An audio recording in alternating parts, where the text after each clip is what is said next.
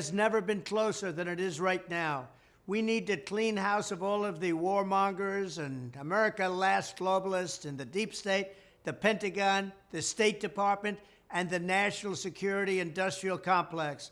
One of the reasons I was the only president in generations who didn't start a war is that I was the only president who rejected the catastrophic advice of many of Washington's generals, bureaucrats, and the so-called diplomats who only know how to get us into conflict, but they don't know how to get us out. For decades, we've had the very same people, such as Victoria Nuland and many others just like her, obsessed with pushing Ukraine toward NATO, not to mention the State Department support for uprisings in Ukraine. These people have been seeking confrontation for a long time, much like the case in Iraq and other parts of the world, and now we're teetering on the brink of World War III. And a lot of people don't see it, but I see it, and I've been right about a lot of things. They all say Trump's been right about everything.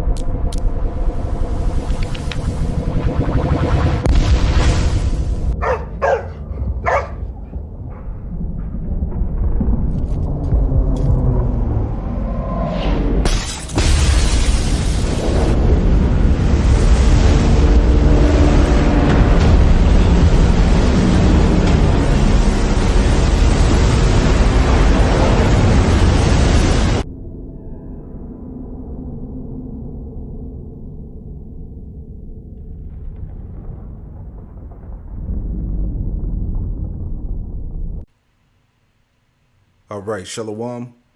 I want to give all the praise, honor, and glory to Yahweh Bahasham, Yahweh Shai Bahasham Rakakwadash. Double honors to the apostles and elders of Great Millstone who taught me this truth. Shalom to the hopeful elect. Even a limited nuclear war could kill a third of world's population, study shows. So again, this is prophecy. This is the book of 2 Peter chapter 3. And starting at verse 7 here, and it reads, "But the heavens and the earth which are now, by the same word are kept in store, reserved unto fire, against the day of judgment and perdition of ungodly men." Verse 8, "But beloved, be not ignorant of this one thing, that one day is with the Lord as 1,000 years, and 1,000 years as one day." Verse 9, "The Lord Yahweh Shai is not slack concerning his promise, as some men count slackness." You see? So the Most High is not slacking with these prophecies, man. All right? The end of Esau's world is coming in rapidly. Okay? 2 Peter 3 and 9, "The Lord is not slack concerning his promise, as some men count slackness, but is long-suffering to usward, not willing that any should perish, but that all should come to repentance." And only the elect are going to repent in this time. Verse 10, "But the day of the Lord, Yahweh Shai, will come as a thief in the night, in the which the heavens shall pass away with a great noise, and the elements shall melt with fervent heat. The earth also and the works that are therein shall be burnt up." All right, that's how this world is going to go out on this side, man. Okay? Even a limited nuclear war could kill a third, all right, 2/3 of world's population, study shows, right? Verse 11, "Seeing then that all these things shall be dissolved, what manner of persons ought ye to be in all holy conversation and godliness, looking for and hasting unto the coming of the day of power, wherein the heavens being on fire shall be dissolved, and the elements shall melt with fervent heat. Okay, so again, this prophecy concerning nuclear destruction is the great culling of Yahweh Shem Yahushai, all right? And here's the word for culling, or to cull, all right? This is from the Cambridge Dictionary online.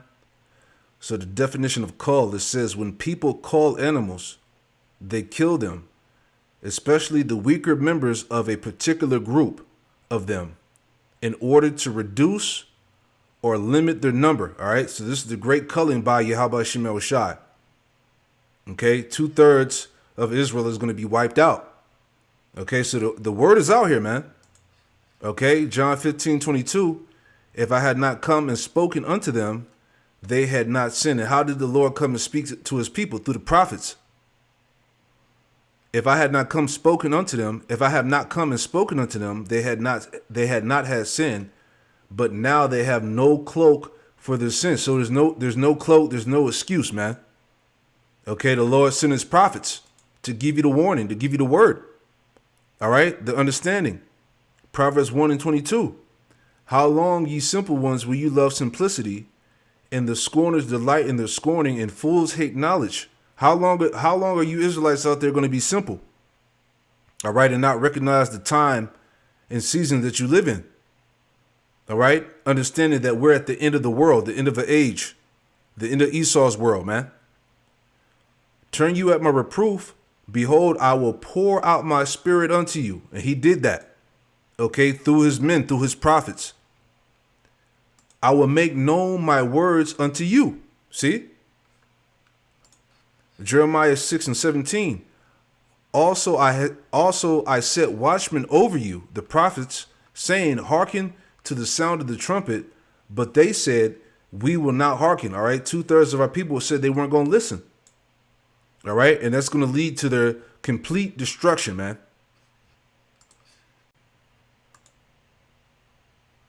I don't think people realize how serious this is. It's 8.3 billion people in this world. God says 2/3 of those people will be cut off. 2/3 of the people in the land will be cut off. 2/3 is around 66%. 2/3 of 8.3 billion is close to 5.5 billion people. 5.5 billion people out of 8.3 billion people will perish.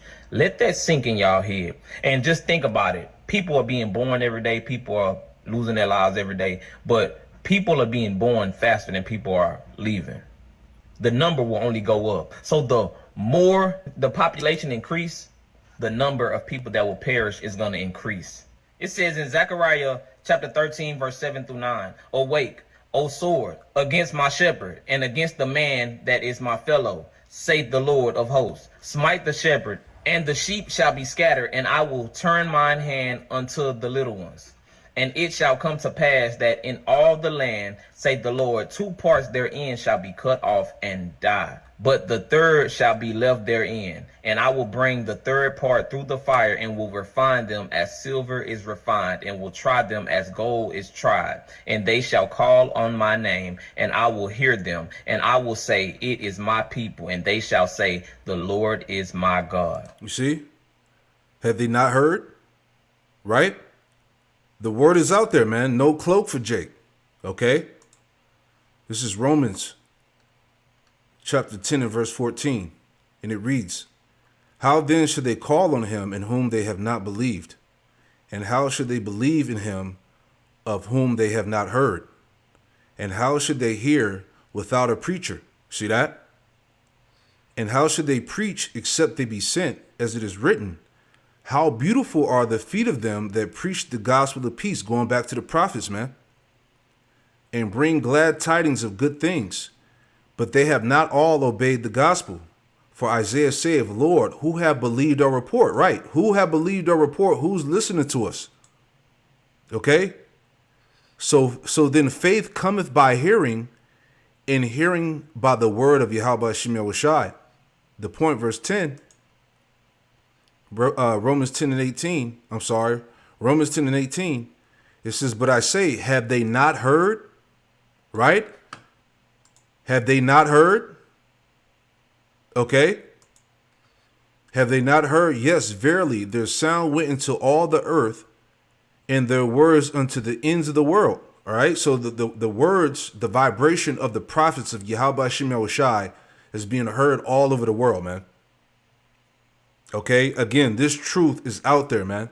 No cloak for Jake's sins. All right? We read in Proverbs 1, he said that Proverbs 1 and 23, turn you at my reproof. Behold, I will pour out my spirit unto you. I will make known my words unto you. So the Lord did that through his men. Okay? No excuse. All right? Have they not heard? For people that say that we won't be here during tribulation, 2/3 is going to be cut off. And that third that is remaining, the believers, those that are faithful, those that trust God, we will be tried, bro, like never before. We will be brought through the fire. Think about it. In tribulation, we will be tried. We will be tested. Our faith will be tested. We will suffer. We're going to go to Revelation chapter 8, verse 10 through 12. And the third angel sounded, and there fell a great star from heaven, burning as it were a lamp. And it fell upon the third part of the rivers and upon the fountains of waters. And the name of the star is called Wormwood. And the third part of the waters became wormwood. And many men died in the waters because they were made bitter. Remember, 2/3 will be cut off. The water will become bitter. Many people will perish from that, right? Yeah, real quick, let's go to that. All right. This is Revelation 8. I believe he was at 10, but we'll read to the point. All right, so this is Revelation 8 and 1. The seventh seal, the trumpets, right? Revelation 8 and 1, it says, when he had opened the seventh seal, there was silence in heaven about the space of half an hour. Verse 2, and I saw the seven angels which stood before the Most High, and to them were given 7 trumpets. And another angel came and stood at the altar, having a golden censer, and there was given unto him much incense, that he should offer it with the prayers of all the saints, with the prayers of all saints upon the golden altar, which was before the throne. All right, and this is actually going into Yahushua in the heavens, presenting the prayers of the Israelites to the Most High. All right, because he's the high priest that that basically prepares to bring the prayers of the saints before the Lord. Okay. Verse 4, and the smoke of the incense which came with the prayers of the saints ascended up to the Most High, ascended up before the Most High out of the angel's hand. And the angel took the censer and filled it with fire of the altar and cast it into the earth. And there were voices and thunderings and lightnings and an earthquake. Verse 6, and the 7 angels which had the 7 trumpets prepared themselves to sound. The first angel sounded, and there followed hail and fire mingled with blood, and they were cast upon the earth, and the third part of the trees were burnt up, and all the grass was burnt up. Verse 8, and the second angel sounded, and as it were a great mountain burning with fire. That's the ICBM nuclear missiles, right? As it were a great mountain burning with fire were cast into the sea, and the third part of the sea became blood, right? And we're going to get into that again too, because that third part going into the third part of men going into Esau's world, Esau's dominion, because you have the 3 categories of men. All right, you have the sons of God, the sons of men, and the sons of the wicked, right? And Esau's world is coming to an end. Revelation 8:9, and the third part of the creatures which were in the sea had life, died, and the third part of the ships were destroyed. And the third angel sounded, and there fell a great star from heaven, burning as it were a lamp. And it fell upon the third part of the rivers, and upon the fountains of the waters.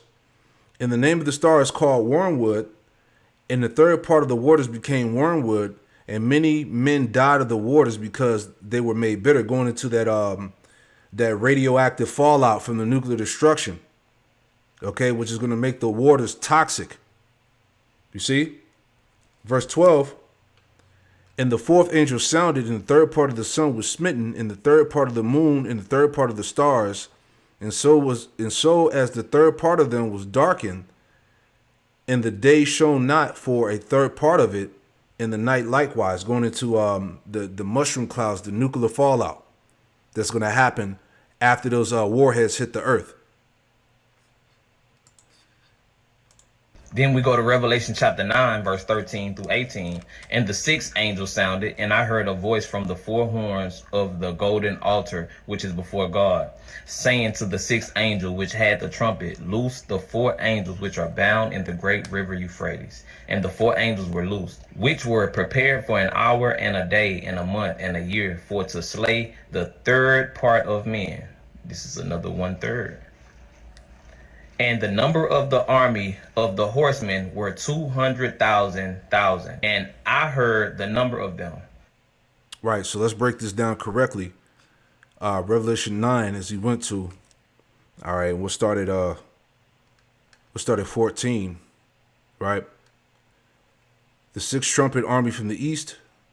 Okay, we'll start at 13. All right, Revelation 9:13, it says, and the sixth angel sounded, and I heard a voice from the four horns of the golden altar which was before the Most High, saying to the sixth angel which had the trumpet, loose the four angels which are bound in the great river Euphrates. And the four angels were loosed, which were prepared for an hour, in a day, in a month, in a year, for to slay the third part of men. All right. So this is talking about the Edomites, the sons of the wicked, the three categories of men: the sons of God, the sons of men, and the sons of the wicked. Okay. So Esau's world, his dominion, is about to be destroyed. All right. Verse 16. And the number of the army of the horsemen were 200,000. All right. 200 million warheads. All right. Which are going to hit this earth.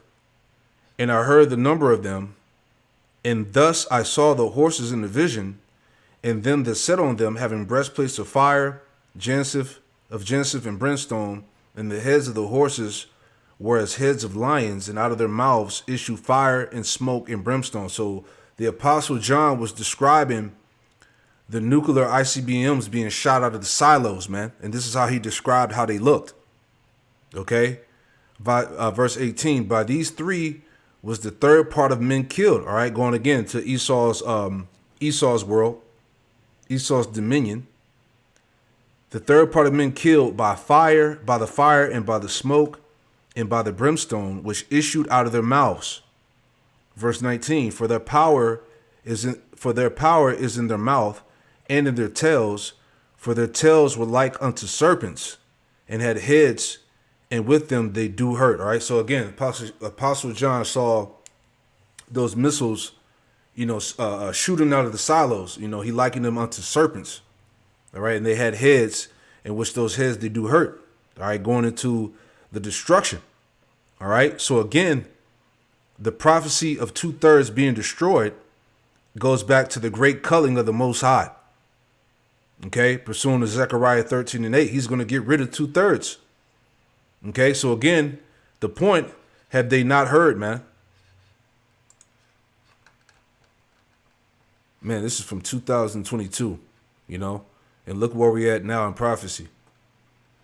It says escalating tensions among the United States, Russia, and China revive old fears of nuclear war.